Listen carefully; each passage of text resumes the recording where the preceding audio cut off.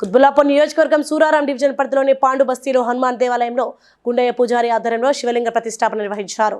ఈ సందర్భంగా వారు మాట్లాడుతూ హనుమాన్ దేవాలయంలో శివలింగ ప్రతిష్టాపనలో భక్తులు అధిక సంఖ్యలో పాల్గొన్నారని, శివలింగానికి ప్రత్యేక పూజా కార్యక్రమాలు నిర్వహించిన అనంతరం అభిషేకం చేయడం జరిగిందని, ప్రజలందరూ ఎల్లవేళ దేవస్థానానికి వచ్చి శివలింగాన్ని దర్శించుకోవాల్సిందిగా కోరారు.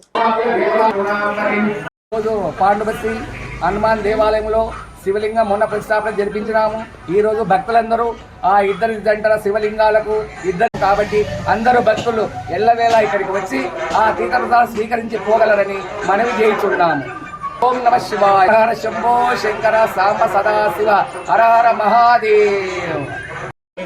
మల్లికార్జున స్వామి వారి దేవస్థానము జై సంతోష్ నగర్ నందు విశేషంగా ప్రతి సంవత్సరం కూడా ఈ యొక్క మాఘ బహుళ త్రయోదశి మహాశివరాత్రి పర్వదినము సదాశివుడు భోలాశంకరుడు దేవాదేవుడైనటువంటి ఆ పరమేశ్వరుడు ఈ భక్తులందరికీ కూడా సకల అష్టైశ్వర్యాలు సిద్ధిస్తాయనే ఒక నమ్మకము.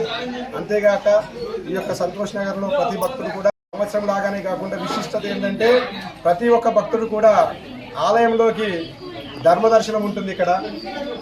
ఇక్కడ ఏ విధమైనటువంటి టికెట్ కానీ తన యొక్క స్వయంగా తన చేతులతో స్వామివారికి జలములు కానీ వాళ్ళ శక్తి కొలది పంచామృతం కానివ్వండి, లేదంటే క్షీరం అంటే పాలే కానివ్వండి, ఈ విధంగా వాళ్ళ శక్తి కొలది ఈ యొక్క స్వామిపై నమస్కరించుకొని ఒకవేళ ఈ శివరాత్రి రోజున వాళ్ళు అభిషేకించుకుంటే కనుక వారి యొక్క సర్వ కోరికలన్నీ కూడా నెరవేరుతాయని భక్తుల ప్రగాఢ నమ్మకము, అలాగే విశ్వాసం కూడా.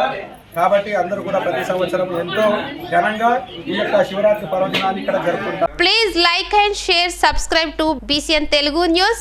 Please like, share and subscribe to BCN Telugu News.